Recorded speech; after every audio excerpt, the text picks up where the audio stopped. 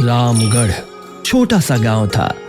दिन में खेतों की चहल पहल, तालाब पर औरतों की हंसी और बच्चों की किलकारियां गूंजती।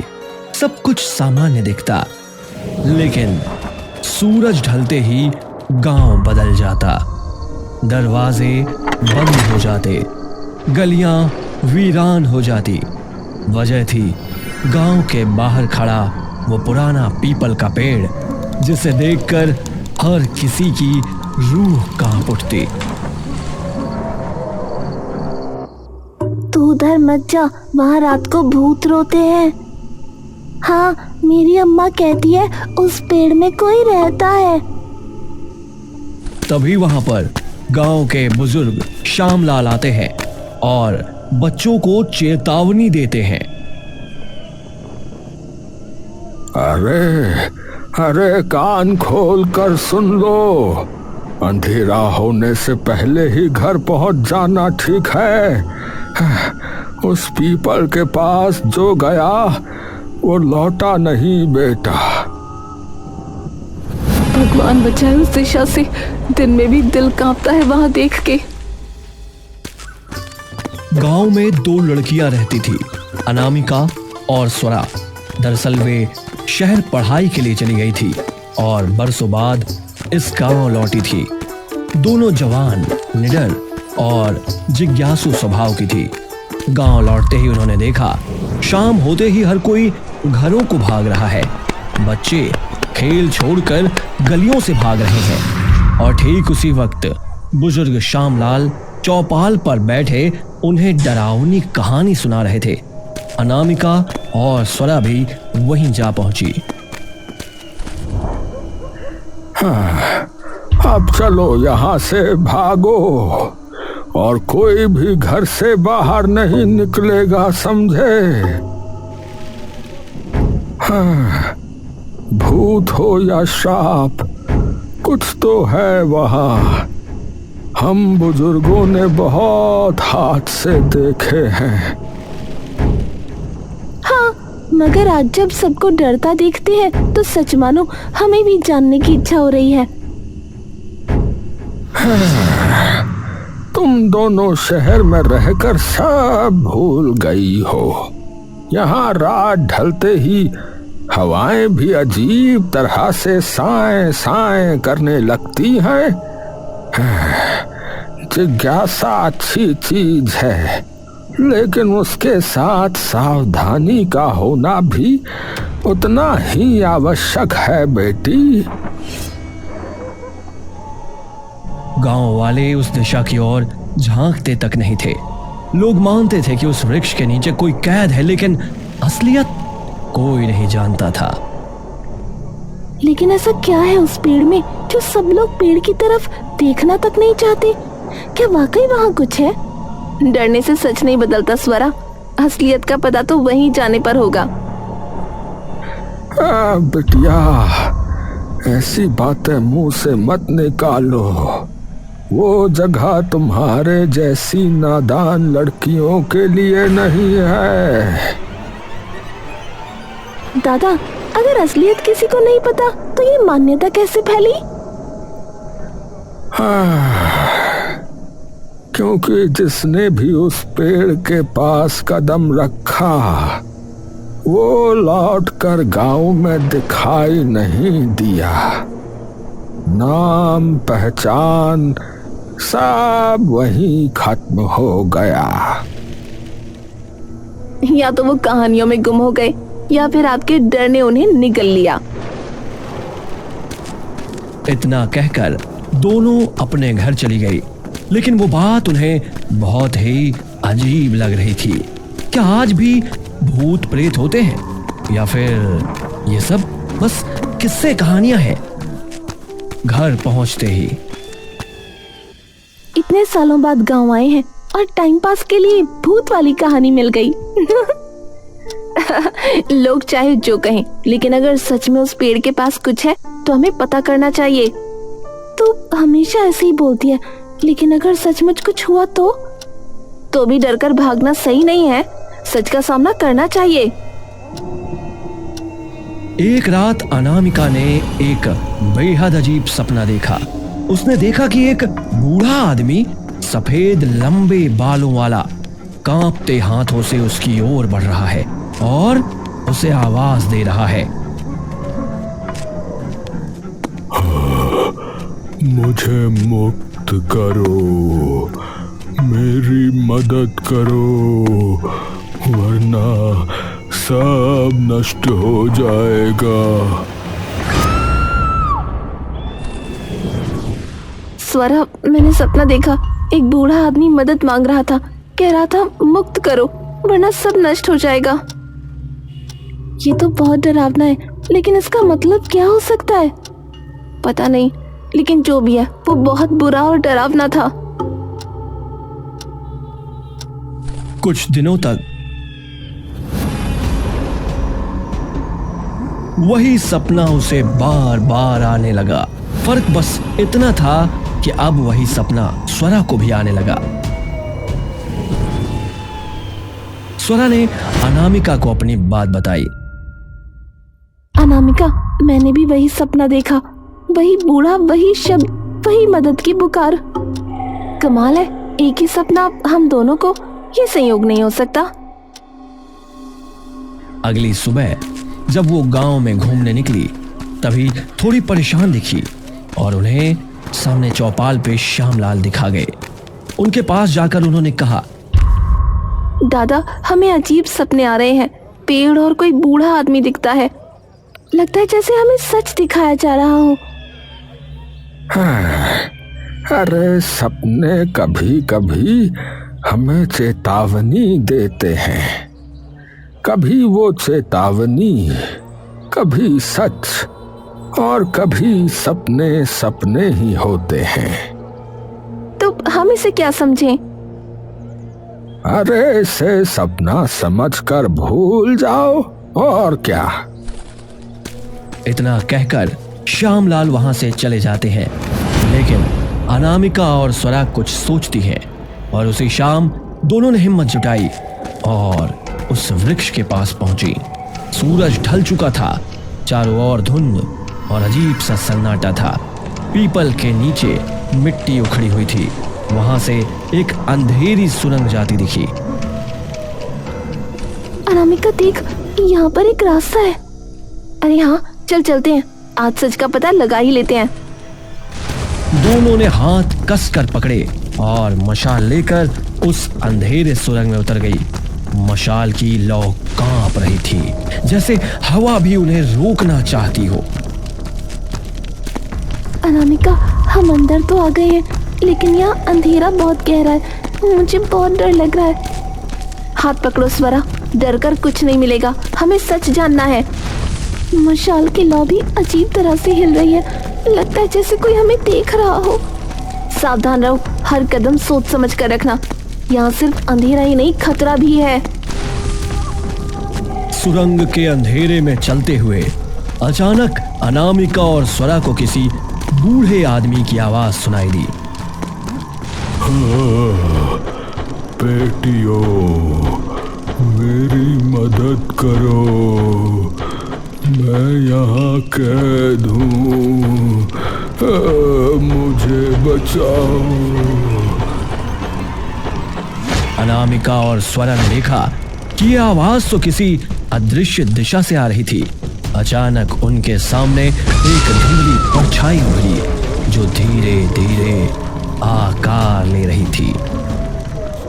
अनामिका, क्या वो वही बूढ़ा है? हाँ, उसकी आत्मा हमें बुला रही है, हमें उसकी मदद करनी होगी। वहां बूढ़ा रोता हुआ एक जंजीर से बंधा था। उसकी आंखों में डर और आशा दोनों झलक रहे थे। बाबा, आपको ऐसे किसने जंजीरों से जकड़ा है?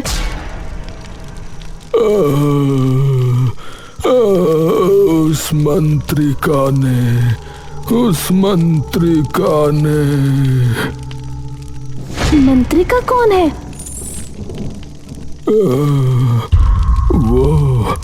वो एक तांत्रिक है। लेकिन आपको ऐसे जंजीरों में क्यों जकड़ के रखा है? वो मुझसे बड़ी तांत्रिक बनना चाहती है और इस गांव को हानि पहुंचाना चाहती है। लेकिन वो ऐसा क्यों करना चाहती है? वो मैं बाद में बताऊंगा। पहले जल्दी मुझे यहाँ से मुक्त करो। समय कम है, वरना वो आ जाएगी। हाँ, हम अभी आपको मुक्त करते हैं। बाबा आप डरिए नहीं, हम आपको उस मंत्रिका के हाथों से बचा लेंगे। दोनों लड़कियां बाबा की जंजीरें तोड़ने ही वाली थी कि अचानक चारों ओर से एक अजीब सी गूंज उठी। सुरंग कांपने लगी, मशाल की लौ बुझने को ही और कानों में तेज मंत्रोच्चारण गूंजने लगा। ओम दैत्य विनाशाय नमः। ओम दैत्य विनाशाय नमः। तभी सुरंग के बीचों बीच उन्हें एक औरत दिखाई दी, काले वस्त्रों में, लाल आंखों वाली, हाथ में चमकती हुई मणि। वह लगातार मंत्र जप रही थी। ये कौन है? शायद यही मंत्रिका है, बूढ़ा बाबा सही कह रहा था। वो दोनों जल्दी जल्दी बूढ़े बाबा को आजाद करने में लगे थे कि तभी मंत्रिका उन्हें देख लेती है। कौन हो तुम? यहाँ क्यों आई हो? तो क्यों उस बूढ़े को बांध कर रखे हुए है? उसे मुक्त कर। बूढ़ा? तो उसने तुम्हें बहकाया? मूर्ख लड़कियों, वो निर्दोष नहीं, वो दैत्य है। लेकिन लड़कियों ने उसकी बातों पर भरोसा नहीं किया। तुझे धोखे की आदत होगी, पर हम इतनी आसानी से हार नहीं मानेंगे। वो दैत्य नहीं है, तू झूठ बोल रही है। उसे मुक्त करने से तू हमें नहीं रोक सकती, लेकिन हम तुझे रोक सकते हैं। तुम दोनों गलत कर रही हो। मुझे बचा लो बेटा, ये मुझे मार डालेगी। आप घबराइए नहीं बाबा, हम आपको कुछ नहीं होने देंगे। ओम दैत्य विनाशाय नमः। ओम दैत्य विनाशाय नमः। ओम दैत्य। तभी अनामिका और स्वरा मंत्रिका पर कूद पड़ती है और उनमें बहस होती है। अचानक झगड़े के दौरान अनामिका की मशाल झटकी और मंत्रिका की मणि जमीन पर गिरकर चकनाचूर हो गई। एक भयानक चीख गूंजी, सुरंग की दीवारें कांपने लगी। अचानक वही बूढ़ा प्रकट हुआ, लेकिन अब उसकी आंखें लाल थी, दांत नुकीले और शरीर दैत्याकार।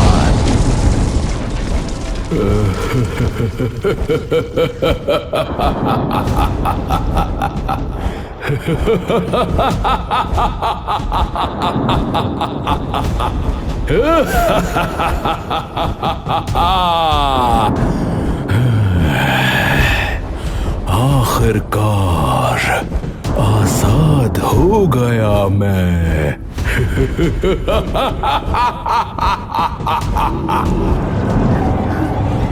लड़कियां डर के मारे पीछे हट गईं। मूर्ख लड़कियों, माता चंडी ने उसे कैद किया था ताकि गांव बचा रहे।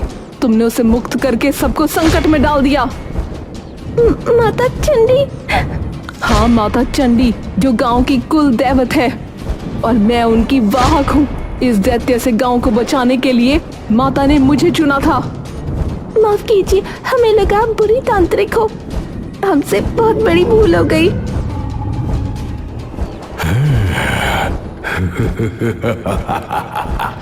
अब कोई नहीं बचा सकता तुम्हारे गांव को।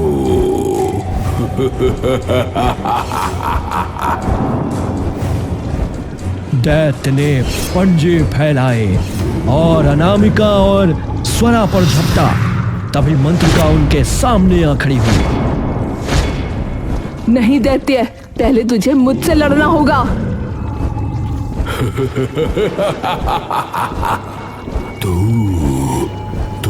मुझे रोकने की हिम्मत करती है। अब कोई नहीं बचेगा। तू हमें बचा रही है? हाँ बेटियों, मेरी नियत यही थी। तुम्हें सुरक्षित बाहर निकालना ही मेरा काम है। हम डरने वाले नहीं हैं, तुम्हारे सामने खड़ी हैं। तू मामूली सी लड़की मुझे खत्म करेगी?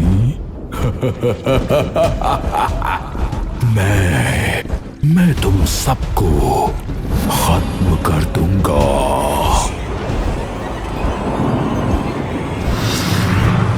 भीषण टकराव हुआ। मंत्रों की गूंज से सुरंग हिलने लगी। मंत्रिका ने पूरी शक्ति लगाई और दैत्य को अनामिका और स्वरा से दूर धकेल दिया, लेकिन धीरे मंत्रिका की शक्ति दैत्य के सामने कम होने लगी। भागो अभी, वरना तुम भी नष्ट हो जाओगी। ये दैत्य पूर्णिमा तक इस गुफा के बाहर नहीं निकल सकता। तभी अनामिका और स्वरा ने देखा दैत्य उस मंत्रिका पर हावी हो रहा था। अनामिका और स्वरा को बहुत बुरा लगा, लेकिन वो चाह कर भी कुछ नहीं कर पा रही थी। तब एक छोटा सा पंछी वहां पर आया और मंडराने लगा। कुछ ही समय बाद एक रोशनी प्रकट हुई। वो रोशनी इतनी तेज थी कि दैत्य के साथ उन सब की आंखें बंद हो गई थी। उसी का फायदा लेके मंत्रिका अनामिका और स्वरा को लेके गुफा से बाहर आ गई। मौका देखते ही दोनों गुफा से बाहर आई और एक भयानक चीख उस गुफा से निकली। माँ चंडी ने हमें बचा लिया। हमें माफ कर दीजिए, हमें नहीं पता था आप माँ चंडी की वाहक हैं। हाँ, हमसे बहुत बड़ी भूल हो गई। सच में हम नहीं पहचान पाए आपको। लेकिन अब दैत्य आजाद हो चुका है, अब हम क्या करेंगे? वो अगली पूर्णिमा तक कुछ नहीं कर पाएगा। अब माता चंडी ही हमें मार्ग दिखाएंगी। सबने चंडी के लिए हाथ जोड़ के प्रार्थना की। वो दोनों, उन्हें सिर्फ एक ही चिंता थी, आने वाली पूर्णिमा के बाद वो दैत्य सब कुछ खत्म कर देगा। लेकिन उसके पहले दैत्य का खात्मा करना होगा। लेकिन कैसे? अनामिका, हमें पूर्णिमा से पहले कुछ करना होगा। अब हमें माता चंडी ही बचा सकती हैं। उस रात अनामिका और स्वरा सो रही थी। जैसे ही नींद गहरी हुई, उनके सपनों में अचानक एक तेज रोशनी आई। वो रोशनी धुंधली रूप में बदलकर माता चंडी बन गई, जो उनके सामने खड़ी थी। बेटियों, डरो नहीं, मैं तुम्हारी मदद के लिए आई हूँ। माता चंडी, आप सच में आप हैं? हाँ, मैंने तुम्हें इसलिए सपने में बुलाया क्योंकि असल में समय बहुत कम है। मैं तुम्हें बताऊंगी कि कैसे दैत्य को हराया जाए। माता चंडी ने दोनों के सामने दैत्य को मारने की योजना स्पष्ट की। उन्होंने दिखाया कि किस तरह पूर्णिमा की रात वृक्ष के नीचे गुफा में अग्निकुंड और मंत्रों की सहायता से दैत्य का दैत्य स्वरूप समाप्त किया जा सकता है। उसने कहा कि उनके रक्त की एक बूंद और अग्नि का संगम वृक्ष के जड़ों में डालना अनुष्ठान का अंतिम हिस्सा होगा, जिससे दैत्य को कैद किया जा सकता है। हम करेंगे माता चंडी, लेकिन ध्यान रखना, डरना नहीं है। दैत्य तुम्हें डराएगा, तुम्हारे मन को कमजोर करेगा। तुम दोनों को अपने साहस और विश्वास से काम लेना होगा। माता चंडी ने दोनों को मंत्रों की आवाजें और अग्निकुंड की तैयारी का अभ्यास करवाया। उसने दिखाया कि दैत्य प्रकट होते ही कैसे उसकी शक्ति को कम किया जा सकता है और कैसे उसका शरीर धीरे धीरे राख में बदल सकता है। जब दैत्य प्रकट होगा, तुम दोनों केवल अनुष्ठान और मंत्रों पर ध्यान दो। डर के सामने मत झुको। याद रखना, ये लड़ाई सिर्फ बाहरी नहीं, अंदर की भी है। जैसे ही शाम हुई, मंत्रिका अनामिका और स्वरा ने माता चंडी की हिदायतों को याद करते हुए पूर्णिमा की रात के लिए डरते हुए वृक्ष के गुफा में तैयारी शुरू कर दी। चारों ओर दीपक जलाए गए और मंत्रों का जाप शुरू किया। ओम दैत्य विनाशाय नमः, ओम दैत्य विनाशाय नमः। माता चंडी ने सब सिखाया, अब हम तैयार हैं। अब दैत्य को मरना ही होगा। जैसे ही उन्होंने मंत्र पढ़ना शुरू किया और रक्त अग्नि का संगम किया और वृक्ष को जड़ों पर डाला, जमीन कांपी और आसमान में काले बादल छा गए। दैत्य प्रकट हुआ, उसकी लाल आंखें भड़क रही थी। तुम मुझे बांध नहीं सकती। मैं अजेय हूं।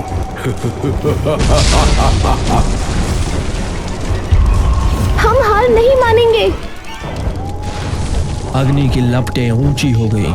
मंत्रों की आवाज दैत्य के चारों ओर गूंजने लगी। दैत्य की लाल आंखें धीरे धीरे बुझने लगी। उसका शरीर राख में बदलने लगा। उन राख में से एक साया दिखने लगा।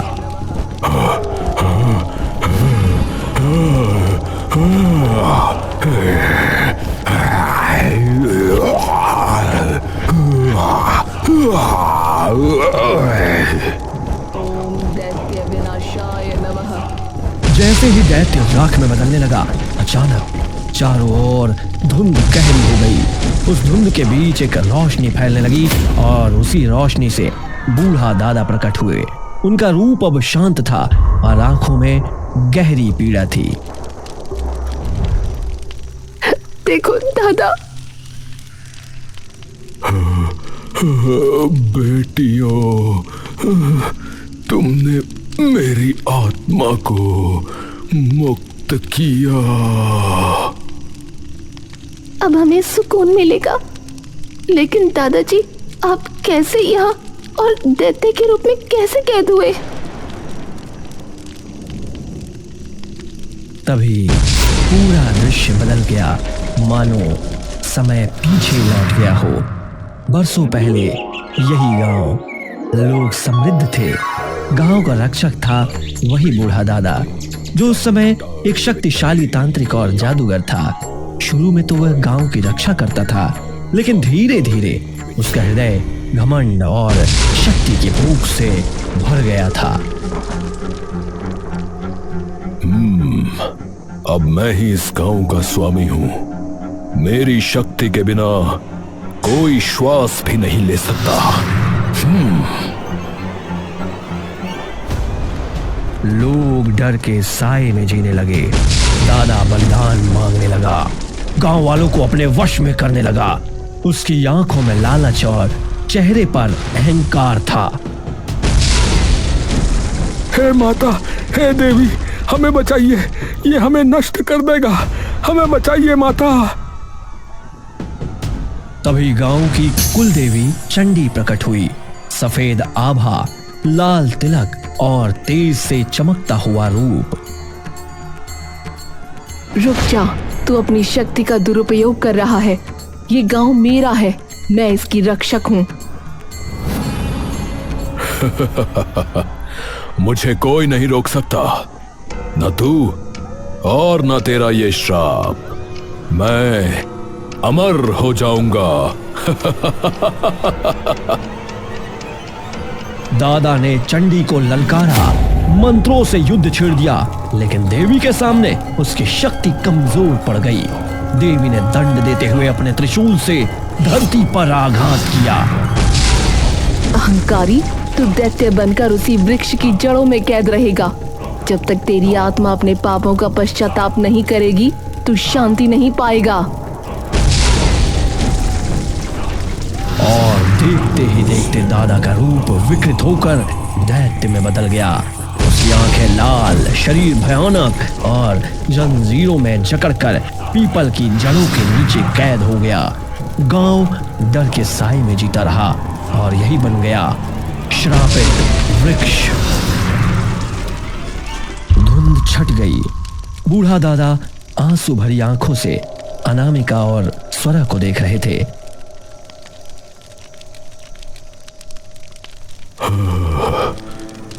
बेटियों, यही मेरा सच है। मेरे बापों ने मुझे बांध दिया, और तुम्हारे साहस ने ही मुझे मुक्ति दी।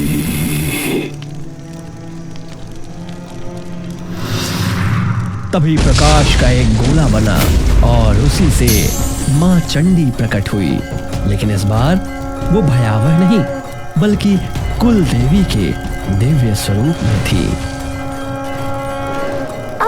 आप तो गांव की रक्षक देवी हैं। हमें लगा आप तांत्रिक थी। मैं तुम्हारे गांव की कुल देवी हूँ। मुझे चंडी नाम से पूजा जाता है, लेकिन जब दैत्य की शक्ति बढ़ने लगी तो मैंने खुद को गुप्त रूप में छिपा लिया ताकि सही समय पर उसे रोक सकूं। मां चंडी ने दोनों लड़कियों के सिर पर हाथ रखा, उनकी आंखों में आत्मविश्वास और साहस भर दिया। बेटियों, तुम्हारे साहस से ही आज ये श्राप टूटा है। डर ने जिस सच को छुपाया था, तुम्हारे विश्वास ने उसे उजागर किया। माँ, हमने गलती से दैत्य को मुक्त किया, लेकिन आपने हमें रास्ता दिखाया। यही नियति थी। जब तक इंसान अपनी गलती नहीं देखता, वो सुधार नहीं पाता। तुम दोनों इस गांव की सच्ची रक्षक हो। इतना कहकर देवी का स्वरूप आकाश में विलीन हो गया, लेकिन उनके आशीर्वाद की रोशनी पूरे गांव पर फैल गई। गांव के लोग अगले दिन देख रहे थे कि श्रापित वृक्ष तो अब सामान्य लग रहा था। उसके नीचे कोई आहट, कोई चीख नहीं थी। पहली बार गांव में सुकून और आजादी की हवा बही। इस तरह अनामिका और स्वरा के साहस, चंडी के मार्गदर्शन और दादा की आत्मा की मुक्ति से रामगढ़ गांव उस श्राप से हमेशा के लिए आजाद हो गया।